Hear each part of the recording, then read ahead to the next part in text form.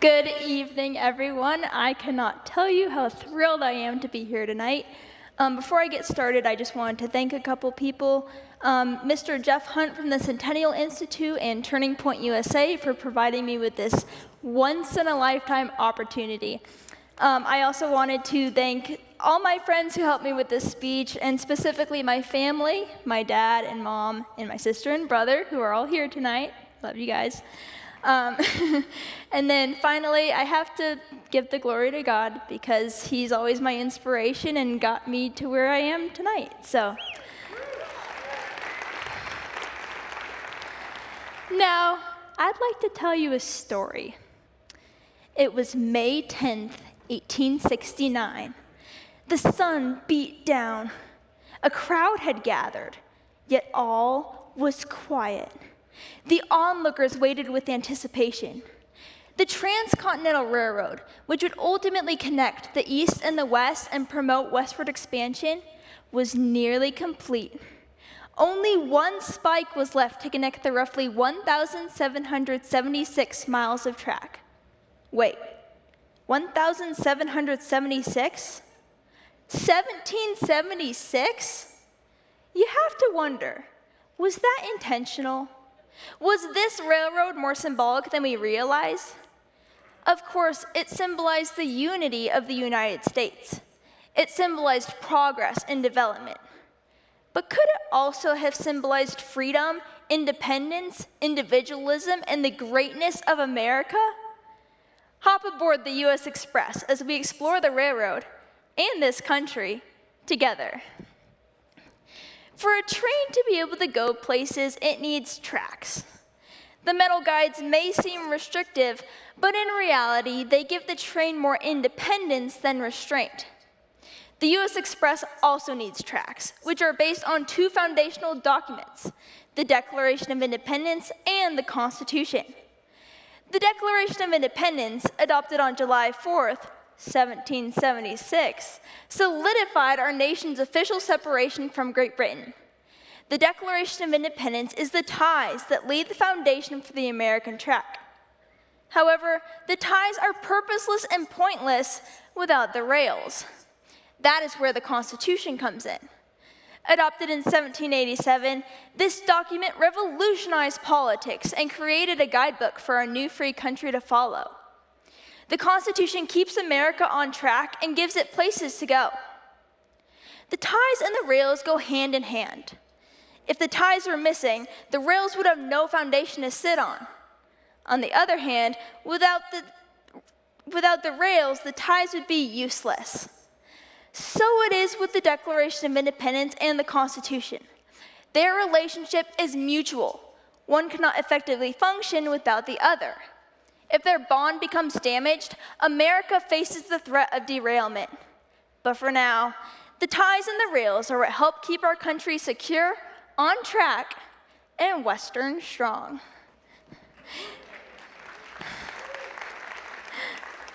The tracks are laid, and now our train is able to go places. But first, it needs a way to get going. A train requires fuel, such as steam or coal. The U.S. Express functions on two different forms of fuel, faith and hard work. First of all, our country was founded in faith, on faith, and because of faith in God. And to keep moving, it needs to be sustained by that same faith.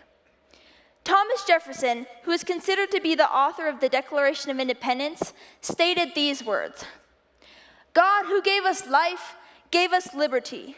And can the liberties of a nation be thought secured when we have removed their only firm basis, a conviction in the minds of the people that these liberties are the gift of God? If we reject our primary fuel, our great nation will cease. Progress will become stagnant. Life as we know it now will become a thing of the past." However, there is a second fuel that contributes to the success of America. St. Augustine quipped, "Pray as though everything depended on God. Work as though everything depended on you." Missionary and explorer David Livingstone put it in simpler terms: fear God and work hard. In the Bible, we are commanded numerous times to work hard in verses like Colossians 3:23. "And whatsoever ye do, do it heartily, as to the Lord and not unto men. Everyone, from the pilgrims to the pioneers to the politicians, has put in their measure of hard work to keep this country going. When we all work together, we will have fuel for generations. Most countries are preserved through hard work, but very few are preserved through faith. This unique combination of fuels is what sets America apart from the rest of the world. If we return to our essential roots of faith in God and hard work, the U.S. Express will keep moving, and we will remain Western strong. Our train has tracks to give it movement and fuel to get it moving. Now it needs something to make itself known. A whistle is the perfect way to do just that. The U.S. Express already has a very special whistle, our beautiful national anthem. This song, written by Francis Scott Key in 1814, proves that through unification, our country, our soldiers, and even our flag is absolutely fearless. America truly is the land of the free and the home of the brave.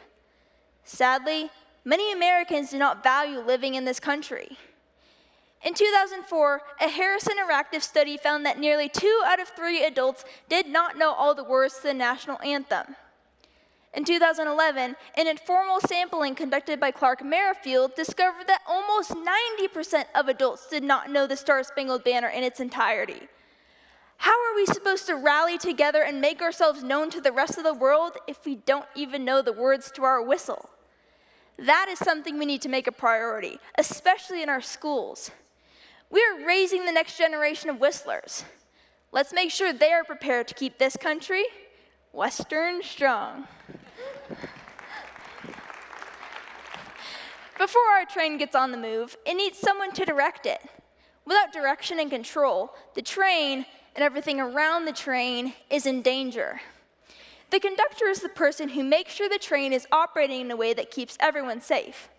The conductor is in charge, but they have rules to follow as well, such as certain traffic laws. The conductor of the U.S. Express is not a singular person, such as a king or diplomat who rules many other countries. Our conductor is a collective group of people. We, the people. Like the conductor, we are in charge, but we also have rules and obligations to follow, such as paying taxes and voting during elections. Because we, the people, is such a large group, we all have different gifts, talents, and callings that help this train run smoothly. Some of us are called to be service members, fighting for the safety of this country. You are the ones who are ultimately responsible for the well-being of everyone in America. To all the veterans here, thank you for your service.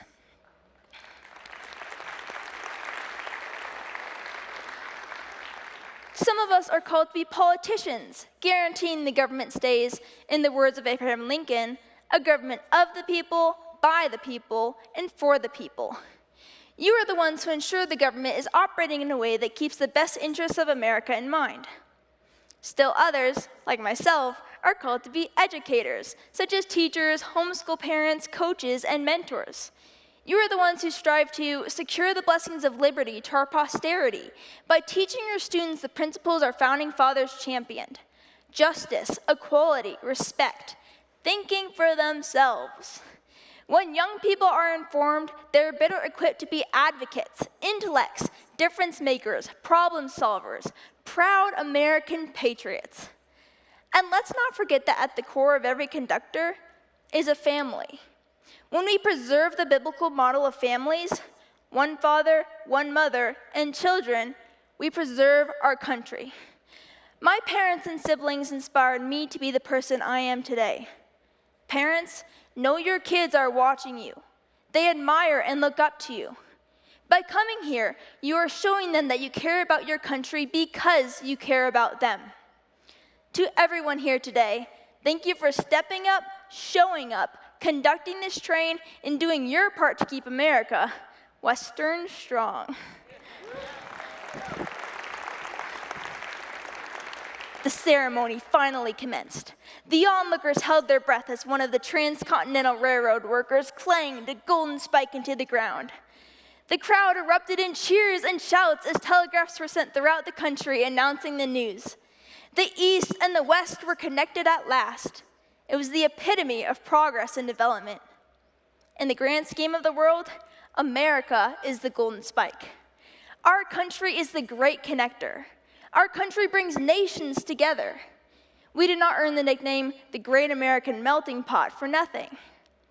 However, after the ceremony, the golden spike was removed and replaced with the regular iron one. Let's do our part to make sure that does not happen to America. Let's stay on the tracks of the Declaration of Independence and the Constitution.